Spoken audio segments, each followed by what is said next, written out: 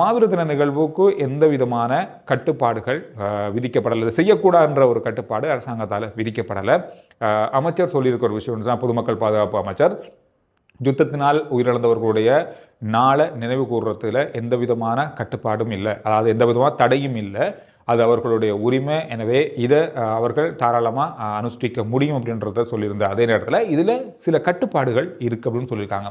என்னென்ன கட்டுப்பாடுகள் இருக்குன்னு சொன்னால், விடுதலை புலிகளுடைய அமைப்பு இலங்கையிலே ஒரு தடை செய்யப்பட்ட அமைப்பாக இருக்கிறதன் காரணமாக அவர்களுடைய சின்னங்கள், அவர்களுடைய ஆடைகள், அதாவது யூனிஃபார்ம் ஆடைகள், அவருடைய கொடிகள், இந்த மாதிரியான விஷயங்களை காட்சிப்படுத்துறதை தவிர்த்து கொள்ளுங்க அப்படின்னு சொல்லியிருக்காங்க. எனவே இது ஒரு முக்கியமான விஷயமா பார்க்கப்படுது.